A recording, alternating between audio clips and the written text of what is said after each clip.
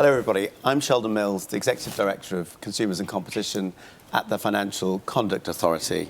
I'm really pleased to open this panel and welcome you all to listen to a stellar cast of panellists. We're going to be discussing how can we build a global green playbook. There's no better time to discuss this as we sit here at COP26 in Glasgow. The word that feels most important here is global. The climate crisis is a global problem. It's an interconnected problem. It doesn't respect arbitrary national borders, and so it demands a global solution. Finance is a critical part of that solution, and that was clear from yesterday's Finance Day at COP26, where we heard a whole host of announcements, including the GFANs and the 130 trillion committed by a range of asset managers and other financial institutions, but also importantly that we'll come on to today, the ISSB commitment to move towards a global baseline of corporate reporting. We're going to look with a panel, which I'll introduce shortly, at the importance of working together to develop a global framework. We'll touch on some of the risks of divergent national approaches, and then hopefully get into some of the solutions of how we can tackle this global playbook. I'm delighted to share the stage with a stellar cast list of panellists representing a really wide range of stakeholders. There's a lot of us, so it'll be quite conversational. We'll let the conversation run. So without further ado, I'll introduce them. To my right is Clara. Barby is the CEO at the Impact Management Project, and she's played a critical role, a central role actually. I've worked with her in the technical readiness work to establish the ISSB under the IFRS Foundation. Next to Clara is Henry Fernandez, who is the Chairman and CEO at MSCI. Next to Henry is Sarah Breeden, one of my colleagues in the regulatory space, an Executive Director at the Bank of England. And then next to Sarah is Mark FitzPatrick, the Chief Financial and Operating Officer at Prudential. And then last but by no means least is Timothy Adams, who's President and CEO at the Institute of International Finance. So let's crack on right away. We're going to start with the risks. And what are the risks of divergent national approaches to sustainable finance? And I'm going to come to Mark first. Fine, perfect, excellent, thank you. So a couple of thoughts around the risks. Firstly, with lots of divergent approaches, we run the risk of capital not getting where it's needed. So we're going to have a misallocation. And efficient and effective capital markets require transparency, require good governance, require clarity of purpose and clarity of some of the risks associated around that. Second element, I think, is we create the risk of a disorderly transition to a low carbon environment. And we've seen how fragile supply chains are in the world through COVID. So if we don't do this in a joined up fashion and in a very coordinated fashion, the impact on the world, the impact on billions of people could be absolutely enormous. And then finally, I'd say we run the risk, if we're not joined up, of just moving the problem around. Moving away from developed to developing economies, emerging markets, and not actually owning it and not actually fixing it. So those to me would be three key risks that leap to mind. Thank you, Mark. And Tim, what do you see building on that as some of the costs to business of that potential fragmentation around this issue? Sure. Well, the costs are well known. It just that Mark noted, it's just that we get trapped capital. It doesn't go where its greatest return in the sense of solving the problem. We're moving emissions around. We're not solving the problem. And the scale of the problem is so immense, and so is the solution. Trillions that will be intermediated through, we have 20,000 banks globally, and that's just one part of the financial intermediation spectrum. The risk to businesses is that we just don't get it done, and the cost to businesses go up, and yet we don't solve the problem. And that's the worst outcome, is that we just make it more expensive for people, more sand in the gears of commerce, and yet we find ourselves 10 or 20 years down the road and not much has changed. Yeah. And Can Henry, I add yeah, to sure, that? Sarah. A really important point, sorry to interrupt, but this is an urgent problem. Yeah. And differences create frictions. Mm-hmm. It's already hard enough trying to work out how to manage the risks and point capital in the right direction here. The more we introduce difference, the more we introduce friction, the harder a job that is, which makes it harder to rise to the challenge of urgency, I think. Yeah. Henry, from your perspective, I mean, when you develop your indices, you see, all companies, all types of companies, all of their approaches. How do you think about this risk of divergence? Well, I mean, we have been moving to this world for some time. That is the integration and interconnectivity of the world. But this is the mother or the father of all problems, because if you are a company and you need to get to net zero, you cannot get there without your suppliers being net zero and your distributors and your consumers to be net zero. So there is a huge amount of codependence, between one entity and another. A country can pledge, net zero goals, but without the organizations and companies and institutions in that country doing it, they cannot. Without their suppliers somewhere else in the world doing it, they cannot. So this is a new problem. I mean, I know we've been living in this interconnected world, but this is to the nth degree. So in a lot of what we do, clearly at MSCI, not only indices, but ESG ratings, climate metrics, and all of that, we look at the world as a one village, one entity, and across all organizations, across all companies, when we estimate the Scope 1, Scope 2, or Scope 3 emissions of a company, it's a global thing, not a national thing. So I think that level of coordination and collaboration is key, and it's not easy. It has not been done before. The collaboration between the global north and the global south, between different economies, between different organizations, between public and private sector. A lot of us, I live in the private sector, we don't interface a great deal with the public sector. We now have to, because we are called upon to be in panels like this with regulators, with other colleagues, with academicians, with think tanks, and that is something we all have to master. That's an art we have to master, that level of integration and collaboration. It's very important. I mean, one of the things which comes from that is you mentioned that interaction between public and private. And Clara, you've been working now on a really important framework. How do you see us starting to manage that tension between public and private, between global and national solutions? It's a big question. And maybe you can take us through some of the journey that you've been on and how you've got through some of those tensions to this fantastic, I've got to say, congratulations on the ISSB, fantastic work. So it is a huge question, and I'm going to talk about Lego. The reason I'm going to talk about Lego is I want to echo what my fellow panelists have said about the urgency and the comparability need. I have yet to hear a single rational reason why, since investment portfolios are global, and large companies' footprints are global, we should not have every country aiming for global standards. Right. It's a very simple truth. Absolutely. But so that's on the one hand, Sheldon. That's the argument for global. The argument for local, though, is that sustainability, and I do think this is important, it is a sensitive issue. And by sensitive, I mean it is political. Now, and so the question I've been grappling with is how do you reconcile those two truths? And we get to Lego. So the way in which the IFRS, which in itself is a public-private structure, so I'll come back to that at the end, Sheldon, because I do think that's also important from a governance perspective, and the last panel was talking about governance, so I'd like to come back to that.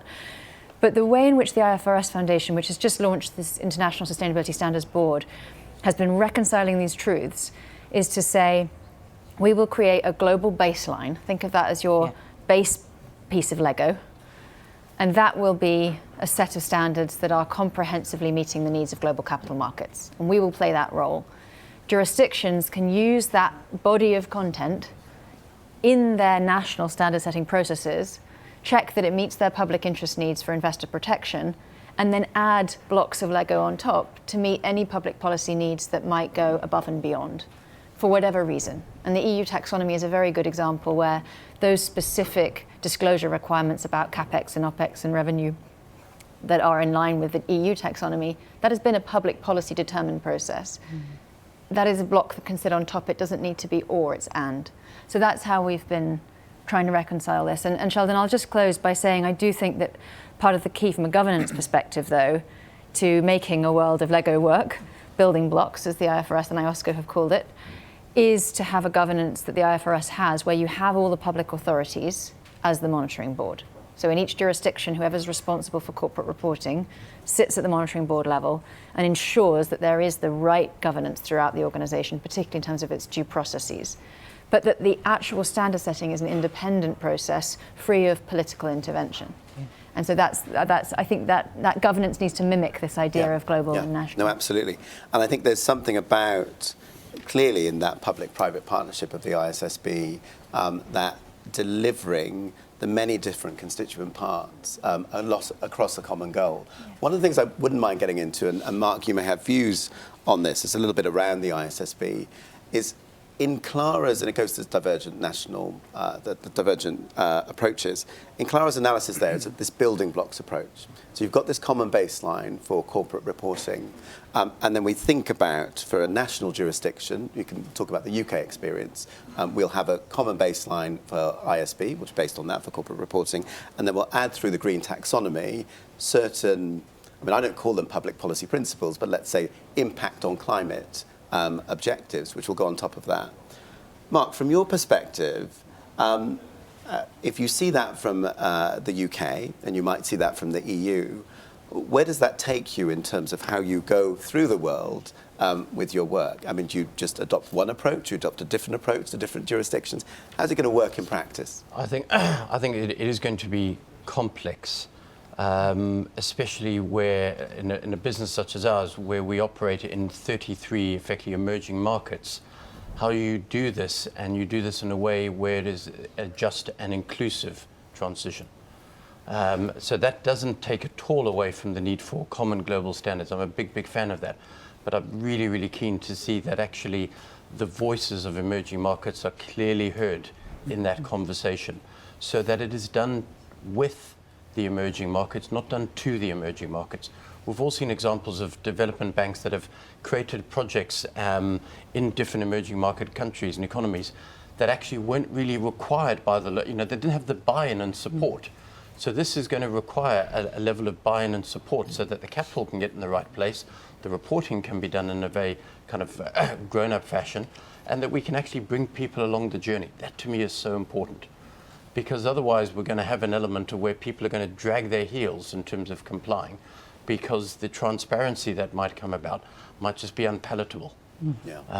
So I do think as we look at our businesses in around Asia and around Africa, we will be looking at the element of how do we deploy, how do we engage, and how do we support the local economies. Because at the end of the day, the E has got to sit alongside the S and G, as the other panel mentioned a few moments ago. It can't operate in isolation. Yeah, that's fair. Tim? I think the EMs are important. 70% of global emissions, they don't have the domestic infrastructure, they don't have domestic savings, they need to import capital. Just a small fraction of the capital that's now flowing to EMs in terms of private flows is attributed to anything that's related to climate. So the scale has to be 10x, 20x, 50x what we currently see, both public and private. Public needs to be there, public money, lots of pronouncements, we haven't seen much. But we're not going to solve this if we just fly into various capital and say, we're here from the World Bank or we're here from a certain institution and we're going to fix your problems for you. They have to have ownership. It has to be the Global South. They have to be at the table, and they have to be really designing the solution. But they need capital, and that's where we can come in. And are you seeing the flow of capital starting to speed up? And are you seeing it connecting in to those, those countries in a way which makes sense, to go to your point, Mark, for that local economy, for that local jurisdiction? And how can we improve upon that? What's happening now? Because the scale is, it's quite significant. There are some things that, and it'd be fascinating, Henry, to get your take on this as well. There are some opportunities we have at the moment to invest in some green bonds in some emerging markets.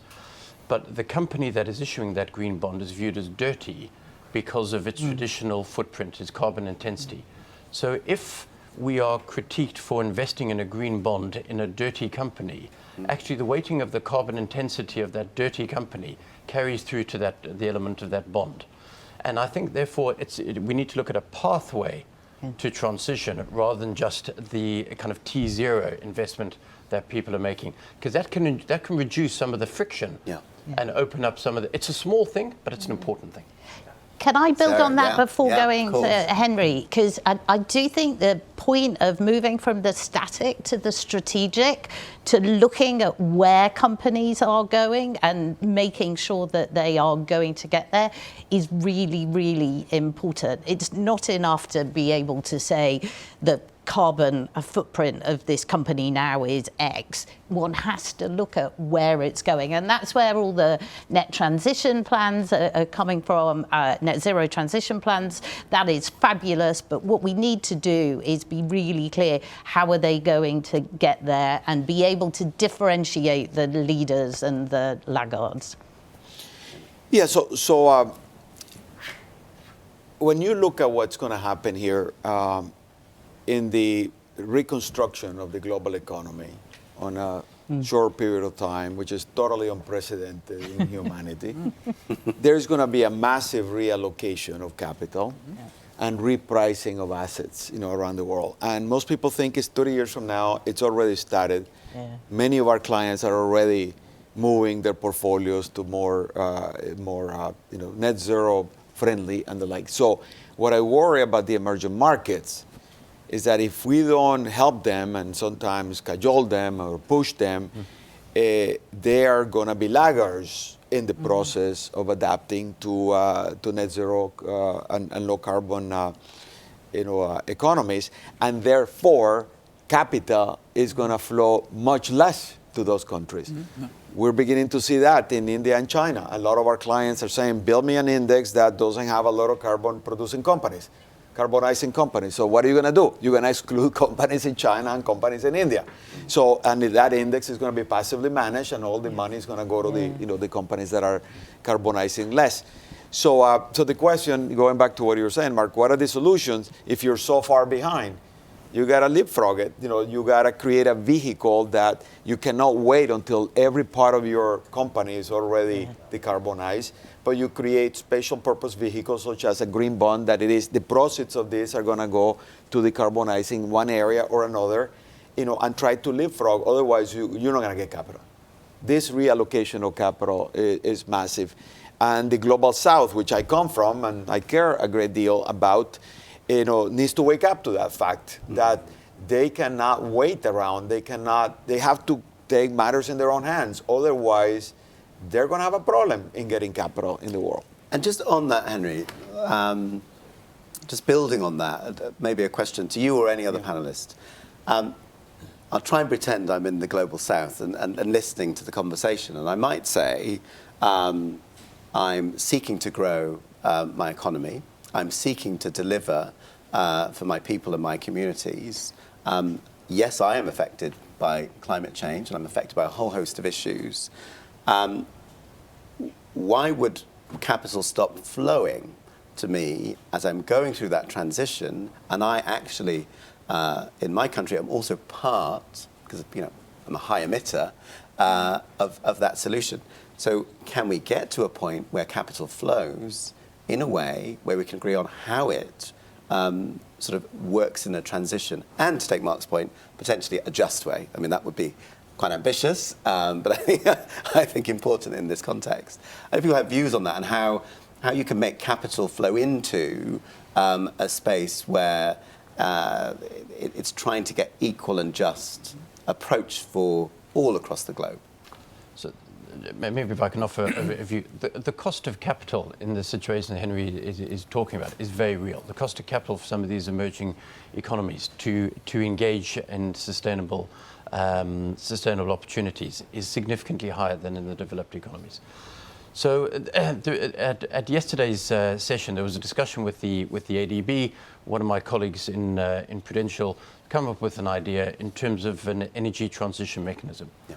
And a mechanism whereby you can actually use low cost of capital from the developed economies, allocate it in, take out effectively the worst of the carbon intense products from a utility company, bring it out, and then decommission that far faster.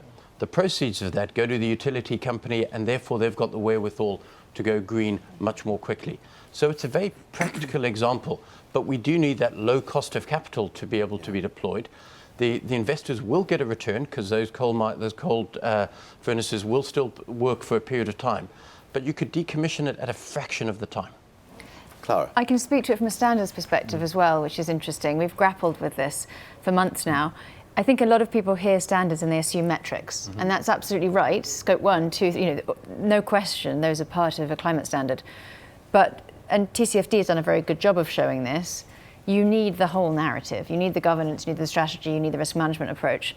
And to your point on transition, one of the reasons I was very passionate about the IFRS being the right home for this, in addition to governance, is because I think that transition plans have teeth when the standards guide you, so financial accounting standards coupled with sustainability disclosure standards, guide you as a company to produce an overall set of information for investors that says, here are my targets, here's my current performance, here's my transition plan, and by the way, if you look at my balance sheet, here are the investments I've just made that show that I'm actually doing it, and look at the notes of the financial statements and how they mimic. And I think that's where we need to get to in literally the next 2 years.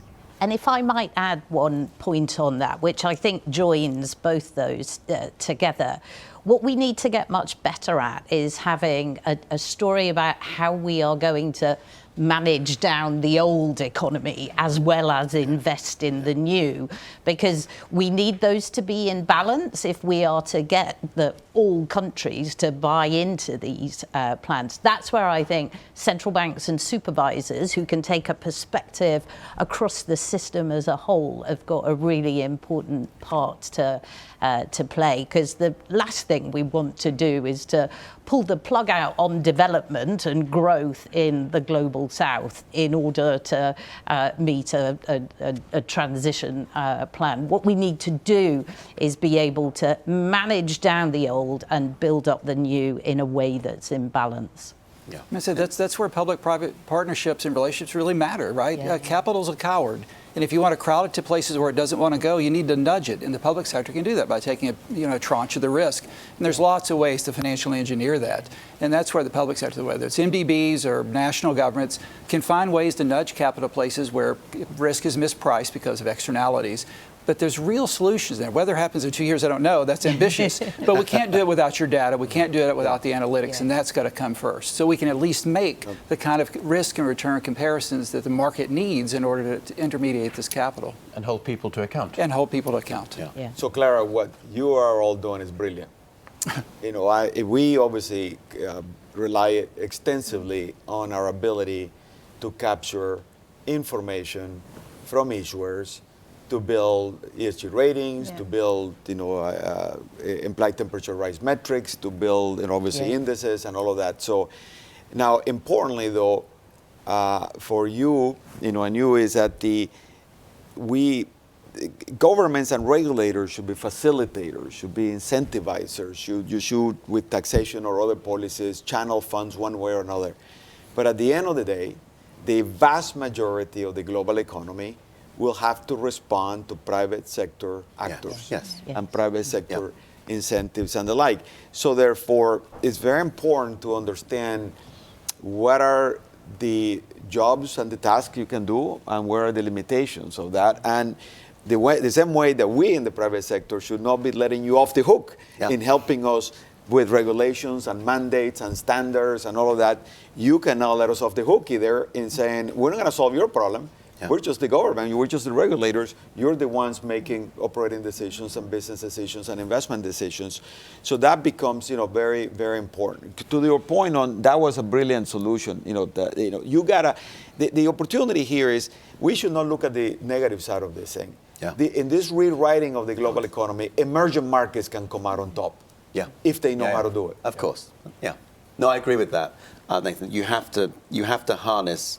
It is an opportunity for the Global South as well, to harness that innovation, that creativity. And I think that is important to have that in it, to go away from the done to. How do you activate people to engage? Sarah, I'm going to come to you actually. And Nathan mentioned the point around the role of regulators. Mm-hmm. Maybe I should speak, but I'll let you do it for me. Yeah. But there's a particular role for central banks, and how can central banks best support this transition to greener for want of a better word, investment. So what we're trying to do as a central bank is understand and support the financial sector in its job of financing this transition. So what does that mean? It means greening finance, working with the International Sustainability Standards Board to make sure there's data out there, working with the firms that we regulate to make sure they're understanding that data, managing the risks, identifying the opportunities, but importantly also understanding what's happening at the level of the system to make sure that the actions that we are taking are driving the transition in the right direction. So our role is all about greening finance. That's about reporting and about risk. And then I think the extra thing that we can do is through our international network, the Network for the Greening of the Financial System, through the international standard setting bodies, we can then work together to make sure that this is being coordinated as we've all talked about today. I think the final thing that we can do, and we're doing it at the Bank of England, is lead by example in how we manage our balance sheet. Yes. We are doing, we're changing how we manage our balance sheet to try and tilt our portfolios to make sure that we are incentivizing the real economy transition that we're talking about. So I really do think that is very important. Can I ask a course, Clara question? So clearly the Bank of England and the UK authorities have been at the forefront of identifying this problem and leading. But it's an interdependent, interconnected problem. How do you see the actions of other central banks around the world, and how are you incentivizing them to join you?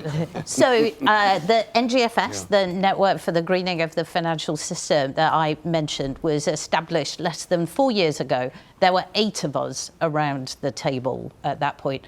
We now have 100 members. That is phenomenal progress. And I think that speaks to how much my world and Sheldon's world has realized that we are an important actor in this solving this problem. What we've all been talking about is how governments, the real economy, the financial system, and the regulators of the financial system need to move together in lockstep to drive the transition. And I think the fact that there's 100 of us around that table is testament to how seriously we're taking it. The other thing I'd say is it's also moving from being in the NGFS, which is a coalition of committed but willing central banks and supervisors. It's now getting into the core international standard setters, right? It's in IOSCO, it's in the IFRS Foundation, it's in the Basel Committee, it's in the Financial Stability Board. And I think what you're seeing is this issue is no longer an issue that's thought about by a few on the fringes. It's thought about by the many in the core. I think that's great. And sorry, if you look at the attendance that we've had this week, Right. Yeah. I mean, the US Treasury Secretary, we've never had a US Treasury Secretary at a COP event. Yeah. You know, a day dedicated to finance. We've never had that before. Finance ministers, we've never had that before. So we're in a different world. We need to capture that energy and do something very tangible with it. I agree. And we didn't just show up to have fun in Glasgow. We showed up for business, and we showed up with trillions of dollars at risk. So we showed up to make a difference, and I think that really tells something, right? Yeah. And just to build on Sarah's point, and just to say, Sarah, very modest trailblazer in this space, and we don't have time to talk about the stress testing that you've been doing, etc. What, Nathan, Mark, and others, what do you think? What do you see as the other things that regulators can do? Don't give me a to-do list. No, I'd welcome that. That's public-private partnership in action. 2 ways. I think from my side, an element of trying to get behind some of the initiatives that are there today that have been spoken about, rather than creating a whole new wave of additional. I mean, we are drowning in an alphabet soup. Yeah. We need clarity. We need people to be able to focus. So working out how people can actually support what is there, what is developing, rather than trying to create a, just something separate for themselves, I think is going to be very, very, very, very important, and getting behind and being able to sort of support that piece. Secondly, I think a key element is in terms around the level of buy-in, and then we need to get into the world of implementation, and we don't have a lot of time. Yeah. If I think in terms of my world, IFRS took nearly decades to create IFRS 17. We don't have decades to fix this problem at all. It's something that needs to be done very, very quickly. So I'm thrilled at the work that Clara and team have done in terms of some of the prototypes. I think we need to get people around the table. We need to make sure the right people are around the table in terms of focusing on the how do we make it real, and then how do we create that transparency. Henry, come to you. So let me opine on what you should do and what you should not do. What you should do is, what we need is an incredible amount of disclosure of facts, right? Disclosure of fact. We're navigating blind. When we create our ESG ratings, our temperature rise metrics and all of that, we have to go through an incredible number of models and assumptions and all of that to be able to understand what companies are doing. That should not be the case, because it creates enormous inefficiencies and all of that. So the disclosure and the regulation of facts and data and actions and all of that. The area where we may differ from you is that I don't think you should be regulating opinions, judgments. Totally. So a rating of something like an ESG rating or a temperature is an opinion. It's a judgment of an independent body that decides to do that. So if you say, no, we want everyone to converge into one metric, one rating, one metric, that is going to be bad for the world, because there won't be a freedom of choice. There won't be differences of opinion. It's almost like regulators tell in the media, you may have a center-right view or a center-left view. No, we want everyone to have the same view. We want to make sure the world has a lot of opinions, a lot of perspectives, a lot of different, even divergence, and let them live or die by what they do. But importantly is to be able to regulate the disclosure of the facts and the data. And if I might just respond to that, that's one thing, Sheldon, under your leadership at the FCA, where I think the UK has made great progress. Already we have a pathway to mandatory TCFD and a pathway for sustainability disclosure requirements. As you say, we need to roll that out around the world. Clara. Right, so what was interesting to me about the IFRS and IOSCO as well being called on, it was the first time I'd seen the private sector call for regulation. It's usually the other way around. That's right. Please help us. That's right. And so... Be careful what you wish for. Yeah. But I guess my message to regulators in that context is be bold. Yeah. Because the market's ahead of you in this case, and they need this, and be bold, because we don't have a lot of time. Yeah. That is an important context, actually, and perhaps we'll try and wrap up with a few closing questions. I mean, you mentioned the urgency of of this crisis, and we've got the ISSB, and that's moving forward, and that hopes to report a new standard by, I think, 2022. Or yeah, very very rapid timetable. What other things do you all think that we need to do? Almost the things that you might be a legacy of the COP26, or the things that we need to do in the next year or so. Maybe one or two things that you think need to come out of this. My own view, so shortly, is carbon pricing. Yeah. I mean, that's the area that is not present here. I don't know. I mean, the chancellor said that there's some announcement coming out tomorrow or something, but that is something that there was a lot of expectation that will come out of Glasgow, and it has not. If I might build on that, one thing that the financial system can do is amplify and pull forward a transition in the real economy. but it needs signals about where that transition is going to happen. That's why those pricing matters, right?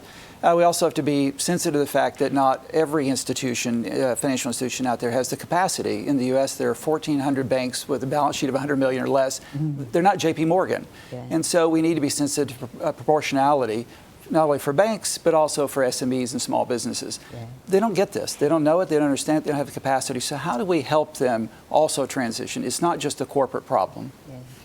Yeah. Mark, any thoughts on what else, in addition to what we've discussed or what you've seen that we need, you need? I think the element of ensuring that the world doesn't just move this problem to the kind of unlisted private sector, right? Because there's much less transparency in terms of what's happening there. It is too easy for companies to divest from those with a high carbon intensity and just move the problem to somebody else's balance sheet.